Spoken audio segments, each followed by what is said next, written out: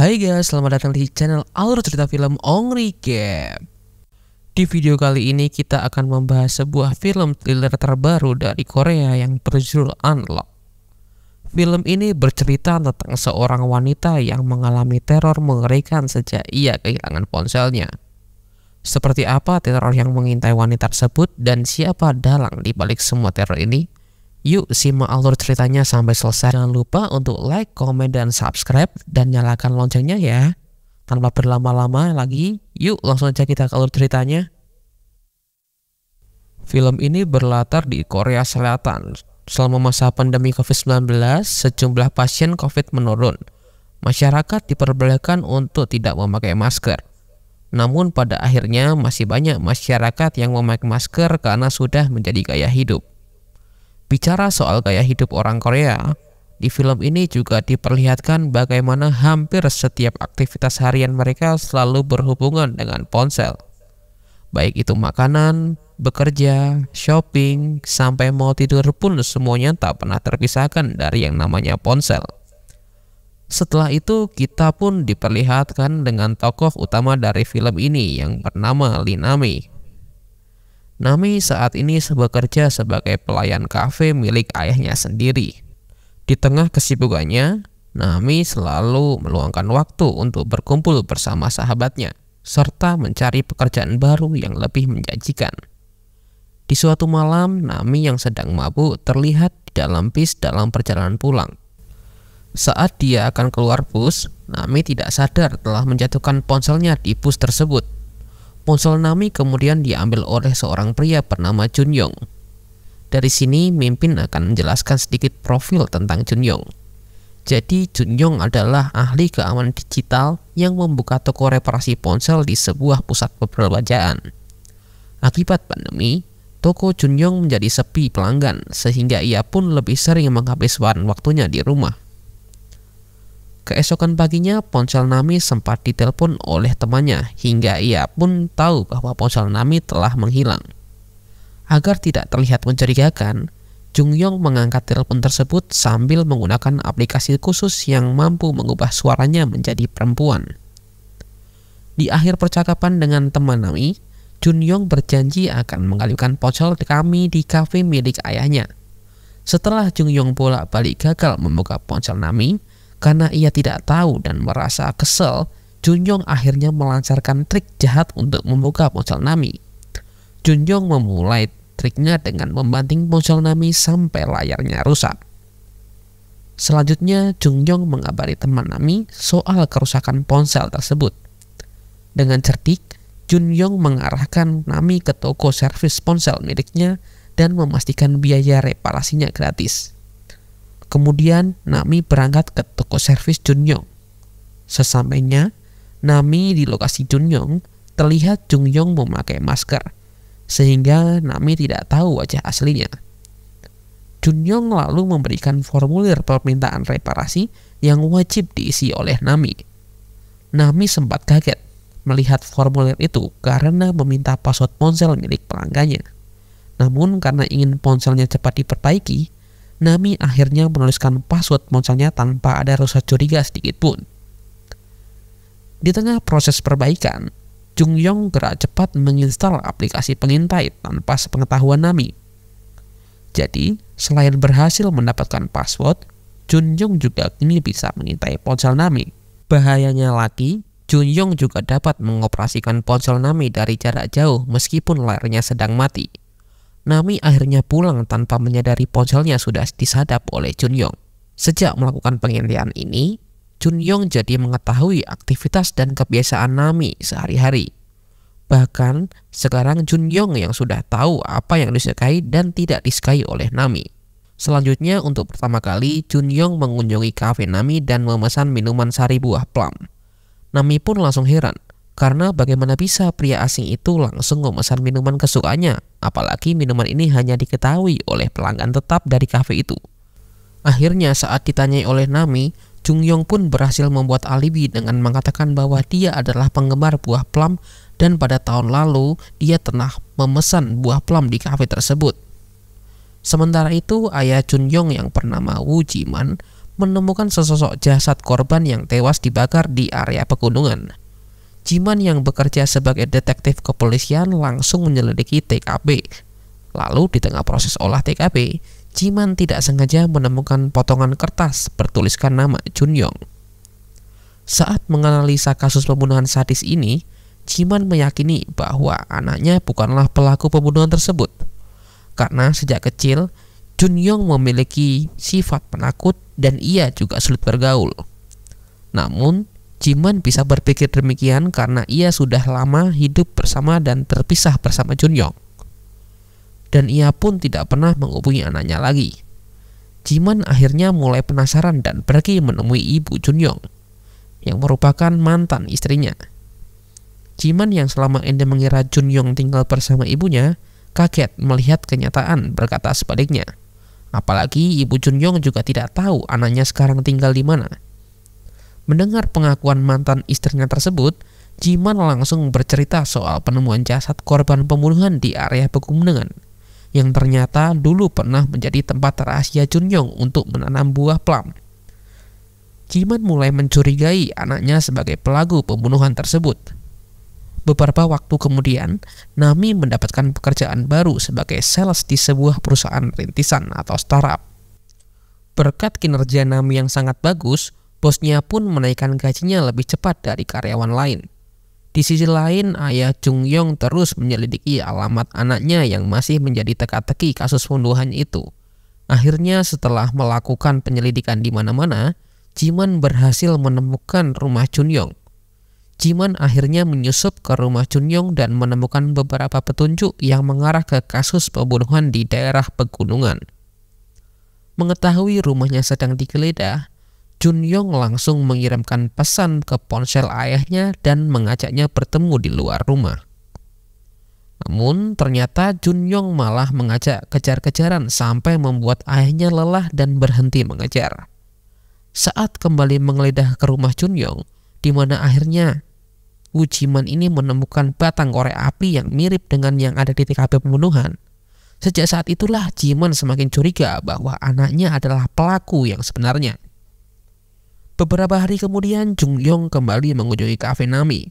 Karena Nami sedang tidak ada, Jungyong pun memesan sari buah plum kepada ayahnya.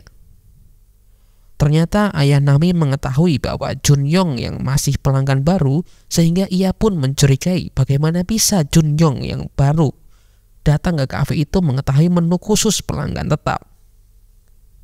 Tak lama berselang, Jungyong pun akhirnya bertemu dengan Nami di kafe itu untuk membeli CD band favoritnya yang dijual oleh Nami. Khawatir melihat kedekatan anaknya dengan Jungyong, ayah Nami pun menasihati Nami agar ia menjauhi pria mencurigakan seperti Jungyong. Namun Nami mengabaikan nasihat ayahnya karena menurutnya Jungyong adalah pria yang baik. Menyadari kecurigaan ayah Nami, Jungyong pun langsung menrencanakan pembunuhan dengan menggunakan nomor ponsel Nami yang telah diretas oleh Jungyong. Dia menyuruh ayah Nami agar menginstal sebuah aplikasi yang sebenarnya menjadi alat pelacak lokasi rumah ayah Nami. Ayah Nami yang tinggal sendirian di rumah mendapatkan pesan misterius bahwa ada kiriman paket di depan rumahnya. Begitu ayah Nami keluar mengambil paket, Jungyong langsung menghampirinya dan menikam ayah Nami dari belakang. Tak puas menusuk ayah Nami, Jungyong juga menghancurkan karir Nami. Ia pun menggunakan akun Instagram Nami yang berhasil diretas dan mengupload foto yang menguapkan bahwa kenaikan gaji Nami serta proyek rahasia perusahaannya.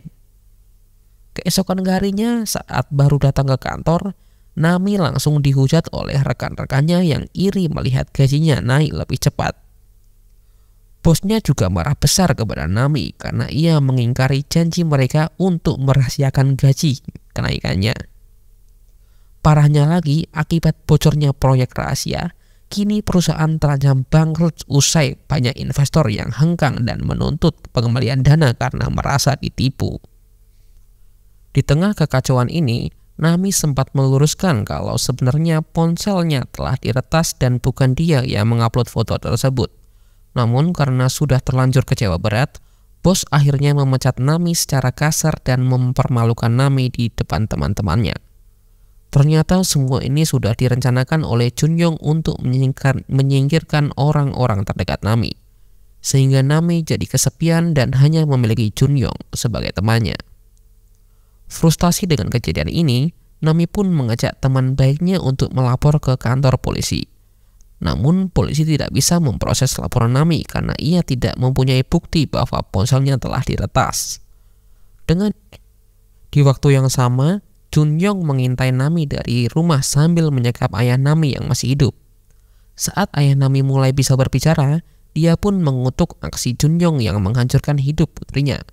Namun Junyong yang merasa masa bodoh dengan semua itu dan mengakui dia telah menjadi jahat karena sudah belasan tahun ditelantarkan oleh ayahnya yang pergi dari rumah. Saat berhadapan dengan ayah Nami, Junyong juga mengatakan bahwa ia bisa dengan mudah mengendalikan hidup orang lain. Dia pun bisa menjadi siapa saja saat dia telah berhasil meretas ponsel korban. Setelah berhasil mengendalikan ponsel ayah Nami, Junyong menutupi kondisi ayah Nami dan mengabari Nami bahwa kafenya sedang libur. Junyong akhirnya menjamin bahwa ia tidak akan menyerang Nami selama Nami tidak mencurigainya. Sementara itu, polisi terus melakukan olah TKP di pegunungan hingga akhirnya menemukan 7 mayat korban pembunuhan yang lokasinya berbeda-beda. Di tengah penyelidikan, Jiman mulai yakin Junyong adalah pelaku pembunuhan berantai ini. Jiman juga menyalahkan dirinya sendiri karena selama ini ia telah menyelantarkan Junyong hingga mengubahnya menjadi orang jahat.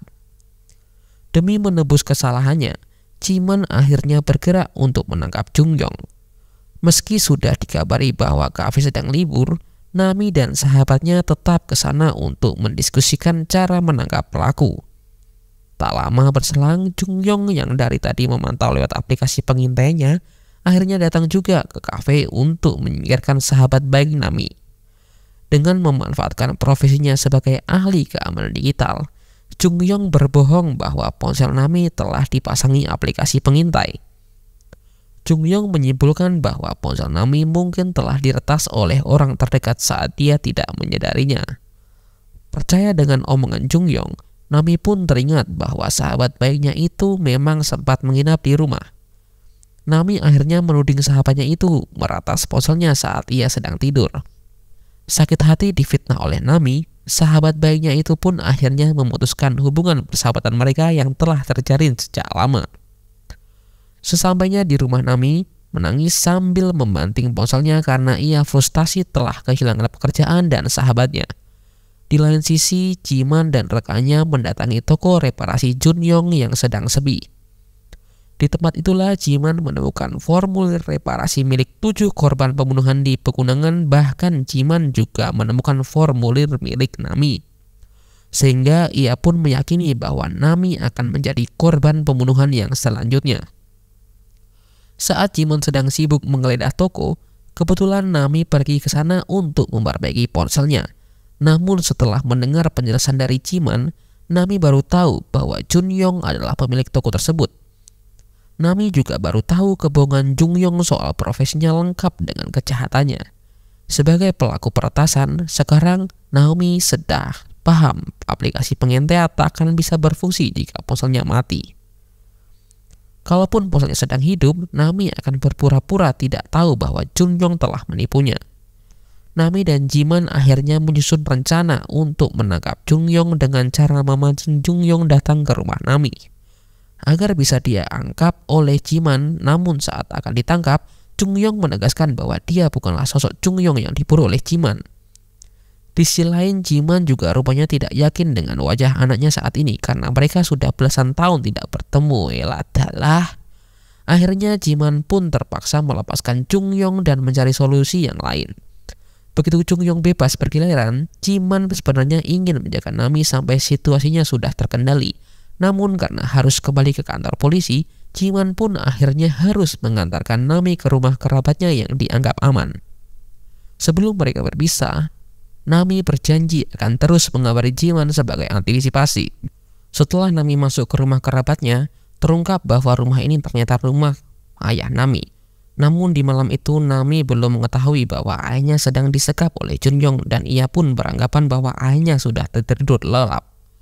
Nami lalu mengganti ponselnya dengan ponsel lama agar ia tidak bisa disadap lagi oleh Junyoung. Namun hal itu ternyata hanyalah percuma karena ternyatanya Nami masih memakai nomor SIM yang sebelumnya sudah diretas oleh Junyoung.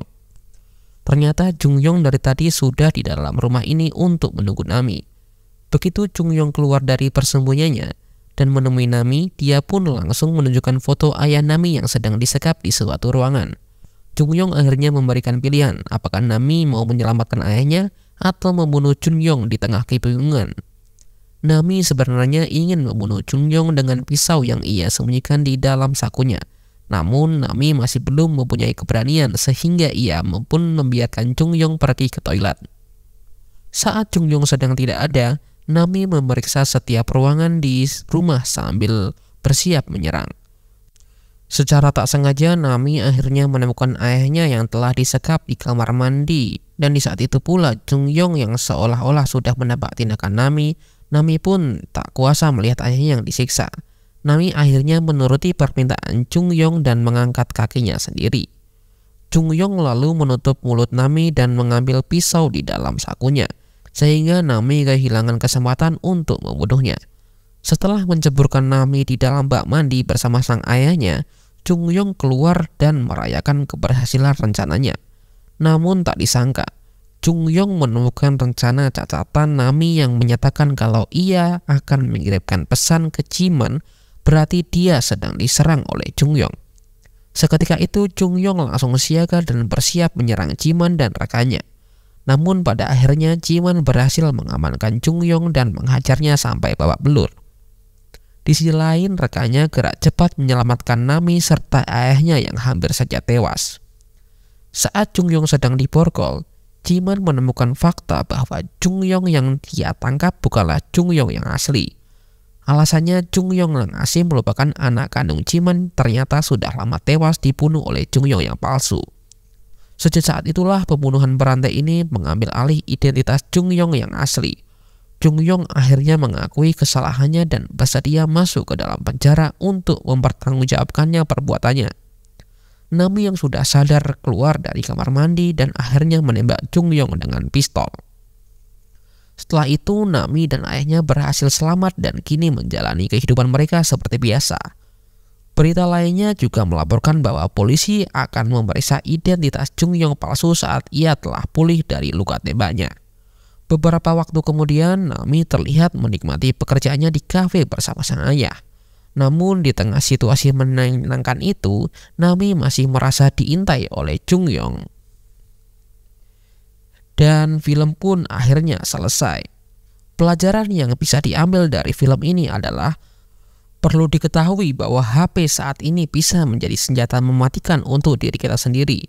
Dewasalah dalam menggunakan teknologi. Kalian juga perlu mewaspadai tautan aneh yang muncul di layar ponsel kalian, karena bisa saja tautan itu menyimpan aplikasi berbahaya. Terima kasih banyak sudah menonton alur cerita kali ini dan sampai jumpa di alur cerita berikutnya.